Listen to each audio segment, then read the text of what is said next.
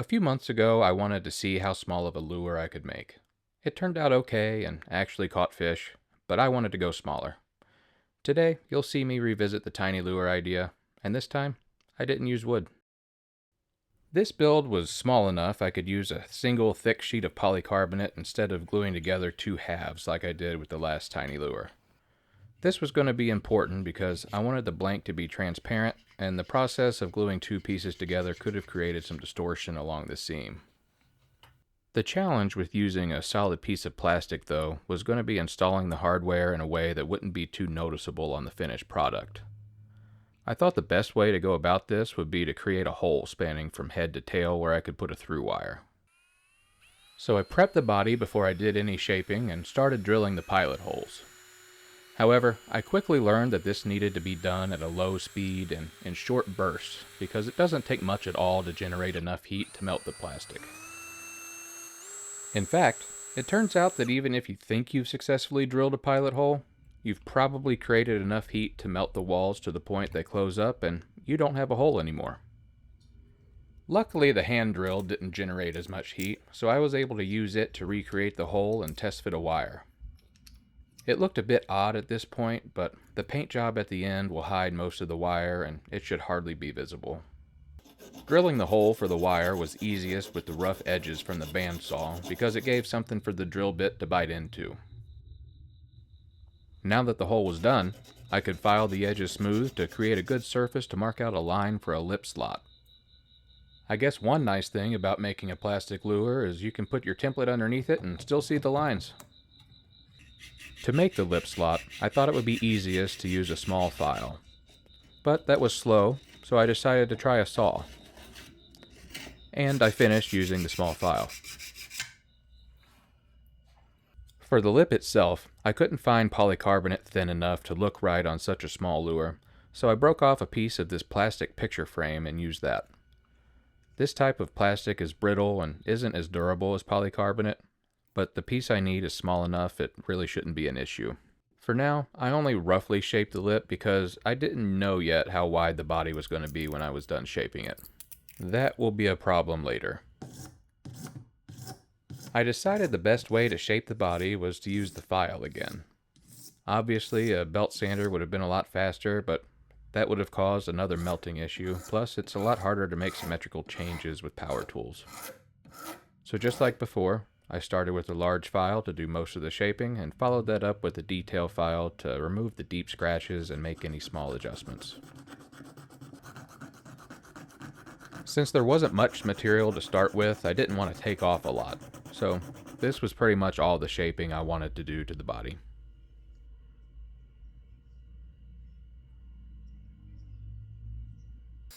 Being plastic, this thing was always going to sink. But I still needed to add some weight to the belly so it would sit upright.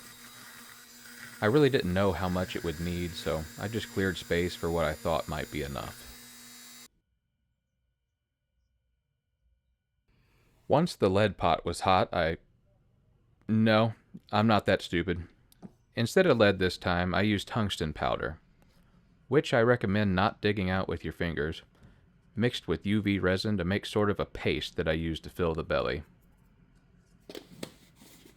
Real fish that have see-through bodies like this usually have a dark spot right around where their guts are, so I thought it would look fine to leave it like this and not try to hide the weight. I wasn't sure if the tungsten would inhibit the resin's ability to cure, so I added a layer of plain resin on top of the weight to make sure I got a good seal on the hole.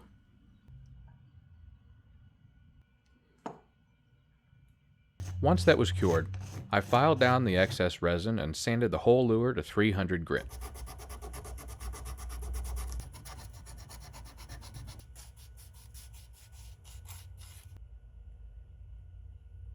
Now that the body was pretty much the final size it was going to be, I went about resizing and reshaping the lip to make it look more appropriate for the lure. I did a quick test fit and then used some UV resin to stick the lip into its slot.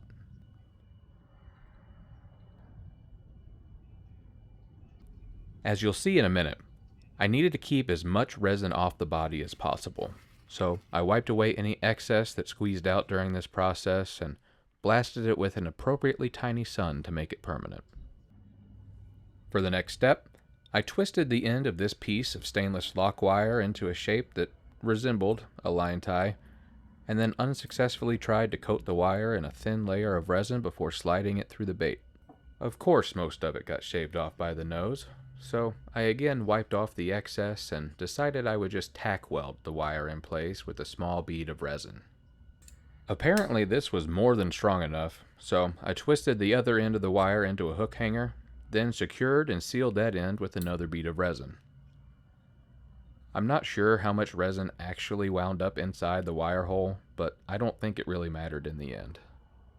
I didn't want the final lure to be completely transparent, so the way it looked now was pretty close to what I was going for. But making this translucent would take a little extra effort, as demonstrated here by the water. If I just put more resin on top of this, I'd lose all the haziness. To prevent this, I used some transparent shading gray to add a thin layer of color to the whole bait. My plan was for this layer to cause just enough interference between the plastic and resin to prevent it from being completely transparent after I add the clear coat. As you can see, the paint didn't really keep the haziness, but it did add just enough color and interference to make it not totally clear. And actually, this is a lot closer to what I needed anyway. That's because the plan for this build was to make a Tetra. Initially, I wanted to make a cardinal Tetra because of how nice their deep red stripes are, but decided the neon Tetra would be better because it would show off the guts and the belly a bit more. My plan for adding the red and blue stripes was to spray some iridescent paint on pieces of aluminum tape, but according to this test spray, that was going to leave too dull of a finish. So I did another test using some of this shiny sticker. It's the same stuff I used for the eyes in the Freedom Tiger video if you've seen that. This gave me a result that was a lot closer to what I was going for, so I cut out some stripes and laid down a couple light coats of red and blue. It's pretty obvious how much better this was than the tape when I moved these around in the light. In a process that was much more annoying than I expected, I peeled the painted stickers away from their backing and started placing them on the lure. I made these stripes using a template slightly larger than the one I used to cut out the body because I was trying to account for the curvature of the new shape of the lure. Unfortunately, the stripes I made were a bit too big, but I was willing to roll with them anyway just to avoid going through the process of tracing, cutting, painting, and peeling I'd just done all over again. With the stickers finally where I wanted them, I wrapped everything in some mosquito mesh and added scales by spraying some iridescent silver. That I had thinned way too much. Everything was silver, so I had no choice but to strip everything down with some alcohol and start again. This time though, I used smaller stripes and painted the scales before applying the stickers.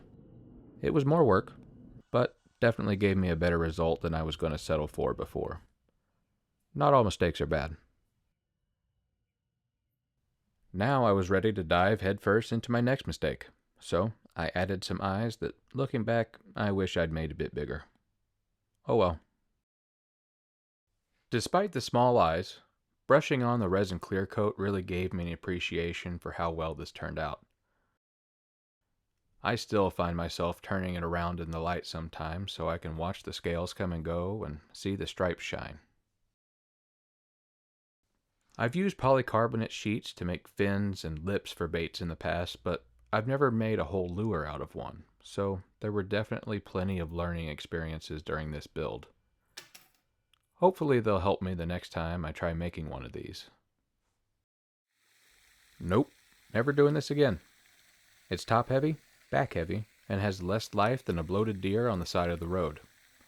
I think it needed more weight in the belly, and I think I made the lip too small because I didn't account for the additional girth the clear coat would add, but I'm not really sure. I don't know. Would you like to see me try this again? Let me know in the comments. Thanks for checking out my plastic fish. I'll catch you next time.